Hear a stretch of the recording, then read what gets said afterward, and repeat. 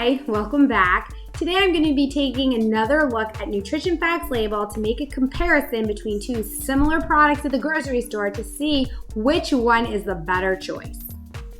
And today's item of discussion is tuna. Tuna is such a great thing to buy at the store because it comes in a can. It's so easy to open that up, turn it into a sandwich, a salad, or even a casserole. So I love working with canned tuna, especially around kids, because unlike raw fish, it doesn't carry any potential disease. But what kind of tuna is best? There are so many options in the store. You can buy tuna in water, you can buy tuna in oil, you can buy tuna in spring water, you can buy tuna in vegetable broth. So let's take a look at two different types of tuna and see what the difference really is. I have tuna in spring water, no salt added, and I have tuna with sea salt in spring water. Now, both of these are labeled as chunk white tuna and, responsibly sourced. So you'd think that they would be very, very similar. Again, the first thing I look at is the portion size, and for both of these, it is 1 can. Then the calories. In my no salt added, it's 120. In my with sea salt, it's 110. Quickly going to look at the fat, and this is where you'd see a big difference if you had one that was in oil, because obviously oil is going to be adding fat.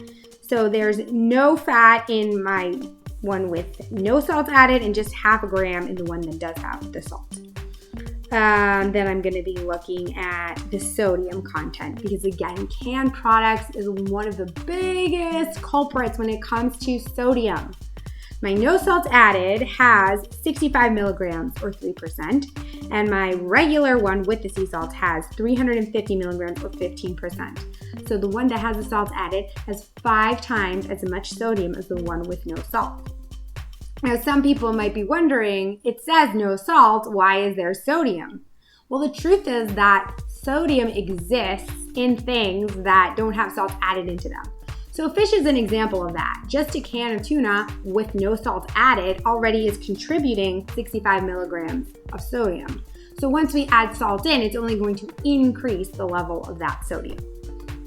And we're just gonna look, there's no carbohydrates, so we can just skip over that. And then the protein, which is what we'd really expect from our tuna, and there's 29 grams in the one with no salt and 27 grams in the one with salt.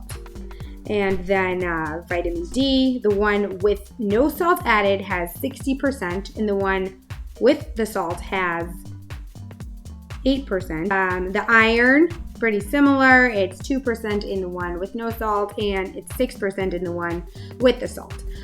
So the things that really stand out here are the sodium content and the vitamin D content. And again, fish is a good source of vitamin D. So you might be wondering, why does one can have more vitamin D than the other? Aren't they both tuna? Yeah, they are, but it turns out there's different kinds of tuna out there. The one that I have with no salt added is albacore tuna, and the one that I have with the salt added is skipjack tuna. So even though these are both tunas, taking a look at the nutrition facts label shows us that one type is actually significantly better in terms of vitamin D. Which is why it's always important to take a look at the backside, because it says very clearly on the front, no salt added, but it doesn't tell us that there's way more. I can't even do this math, it's so difficult. About 8 times, I think, more vitamin D in one can than in the other can. So for that reason, I would pick the albacore tuna, no salt added. And I just want to add a little note here that it seems very, very difficult to find no salt added tuna in the grocery store. You have to look very carefully, and it's going to be labeled no salt added. The other thing I always look at, even if the front says no salt added, I always check the sodium content, because again, just because there's no salt added doesn't mean that there's no sodium in the product. And so it's always a good idea to take a look at both the front and the back when you're making a purchase at the grocery store. I will be back next week with another deep dive into nutrition facts labels.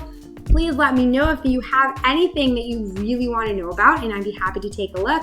Drop it in the comments below, and I will see you next week.